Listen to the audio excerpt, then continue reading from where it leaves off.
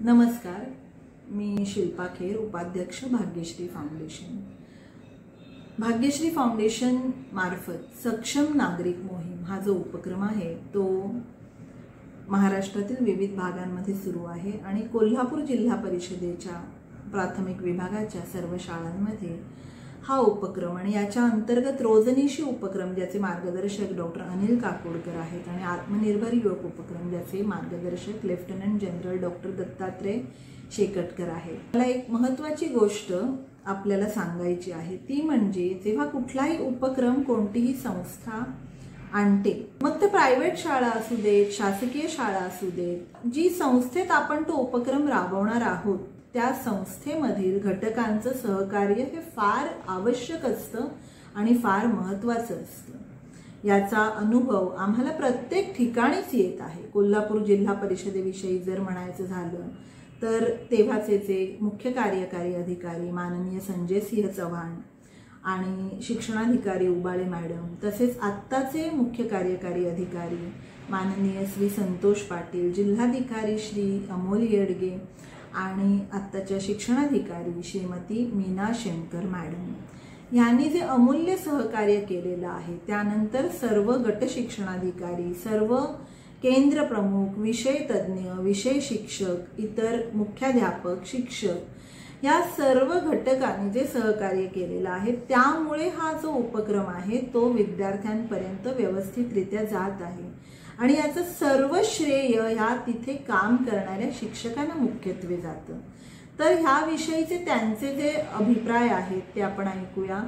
आणि अशाच प्रकारे जेव्हा आपल्याला विविध भागांमध्ये जायचं आहे तेव्हा मी इतर शिक्षकांना आणि अधिकाऱ्यांनाही विनंती करेन की जर आपल्या मुलांपर्यंत हा उपक्रम जायला हवा आहे, त्यांची सर्वांगीण प्रगती हवी असेल तर तुमच्या सहकार्याची आम्हाला अपेक्षा आहे. हा उपक्रम आम्ही विनामूल्य राबवतो आणि जर कुठल्या जिल्ह्यामध्ये हा उपक्रम राबवण्याची आवश्यकता तुम्हाला वाटली तर जरूर तुम्ही आमच्याशी संपर्क करावा. धन्यवाद. मी सेवेत असताना मॅडमचं एक ट्रेनिंग महागावला अटेंड केलं आणि तेव्हापासून इतका प्रभावित झालो याच्यामध्ये.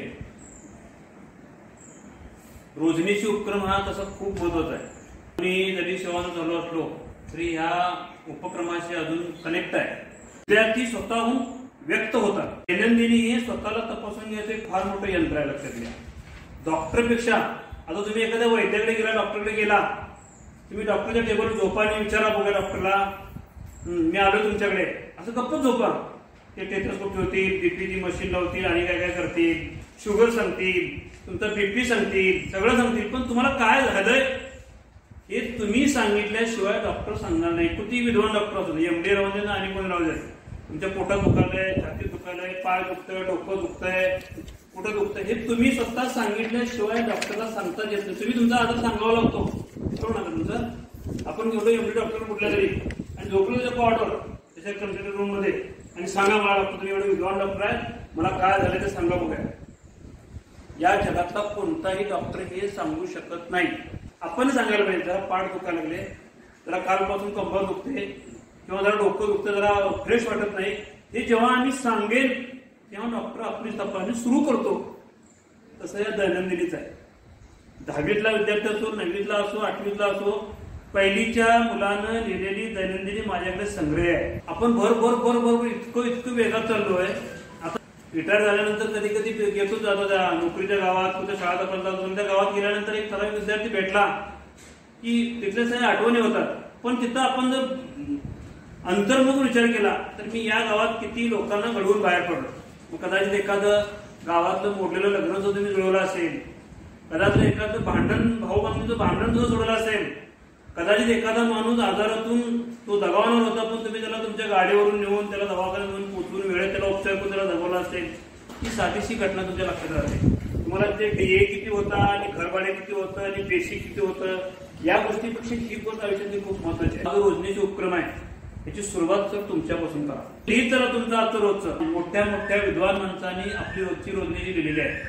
डॉक्टर बाबासाहेब आंबेडकर, महात्मा गांधींचं कुठलं पुस्तक प्रसिद्ध असणार, माझी आत्मकथा. महात्मा गांधींचं जे पुस्तक आहे, महात्मा गांधींनी आपल्या तर रोजनीची मध्ये लिहून ठेवलं आहे.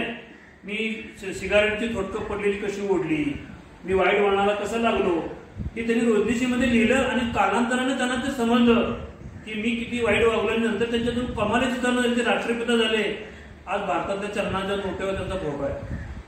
ही सुद्धा किमिया रोजनिशीची आहे. आणि भले भले डॉक्टर APJ अब्दुल कलाम सुद्धा आपली रोजनिशी रोज लिहायचे. ते जेव्हा विद्यापीठामध्ये शिक्षणाचं पवित्र काम करता करता हृदयविकाराच्या धक्क्यानं वर्गात त्यांचा अंत झाला. APJ अब्दुल कलामांचं त्यांची रोजनिशी तुम्हाला उपलब्ध होते, कधीतरी वाचा.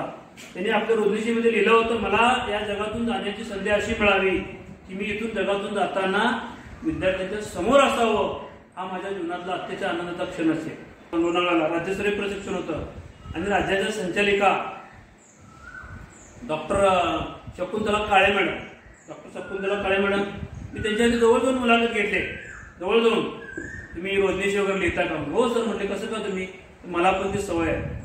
डॉक्टर शकुंतला काळे मॅडम जेव्हा प्राथमिक शिक्षिका म्हणून त्यांच्या जीवनाची सुरुवात झाली आणि त्या जेव्हा ग्रामीण भागामध्ये प्राथमिक शिक्षिका म्हणून काम करत होत्या पहिल्यांदा, तेव्हा एक 5-6 हजार रुपयाची साडी नेसून त्या पहिलीच्या वर्गात गेल्या होत्या मुलांना शिकवायला. आणि मुलांना शिकवायला गेल्या होत्या आणि त्या गरीब वस्तीतले एक मुलगा कसा तरी ड्रेस, कसा तरी पोशाख असणार, त्याचे अस्वच्छ असणारं मुलं त्यांची साडी असं धरायला गेलं. असं साडी धरली त्या मुलानं आणि मॅडम त्याला असं धप्पाटा लावणार इतक्यात थांबले मॅडम आणि त्याला विचारलं, का रे बाळा माझी साडी धरतोस? त्यावेळेला डॉक्टर शकुंतला काळे मॅडमनी त्या मुलाने त्यांना उत्तर दिलंय की मॅडम माझ्या आईच्या साडीचा रंग असाच आहे. म्हणजे त्या छोट्याशा गरीब वस्तीतल्या गांधेड्या वस्तीतल्या मुलानं त्या डॉक्टर शकुंतला काळे मॅडम यांच्या कोण पाहिलं? स्वतःची आई पाहिली. आणि जेव्हा शकुंतला काळे राज्याच्या संचालिका शिक्षण विभागात झाल्या तेव्हा मीडियाने त्यांना प्रश्न विचारला, मॅडम तुम्ही इतक्या पदावर पोहोचला, एक प्राथमिक शिक्षिका असून त्याचं श्रेय तुम्ही कुणाला देता? तेव्हा त्या शकुंतला काळांनी सांगितलं की जेव्हा मी प्राथमिक शिक्षिका म्हणून एका दुर्गम डोंगराळ भागात काम करत होते, पहिलीच्या वर्गात गेले होते, महागाची साडी नेसून, त्यावेळेला चिमून नाकातून काढणारा कसा तरी अस्वच्छ मुलगा माझं साडी धरला, त्याला मी माझं श्रेय देतो. तेव्हापासून मी म्हणजे प्रत्येक मुलगा वर्गातला त्या वर्गाच्या शिक्षिकेकडे आई म्हणून पाहत असतो. ही भूमिका, ही भावना घेऊन जर आपण आयुष्यामध्ये काम केलं, आता मला पेन्शन खूप आहे, पैसे खूप आहेत मॅडम, पैसे माणसाकडे तुमच्याकडे सुद्धा खूप आहेत, पण स्वास्थ्य असणं गरजेचं आहे. मी तरी अजून या घटकेपर्यंत 6 मार्च 2024 पर्यंत सुखी आणि समाधानी. वेळ काढा थोडा आणि थोडं वाचन करा. काहीही वाचा.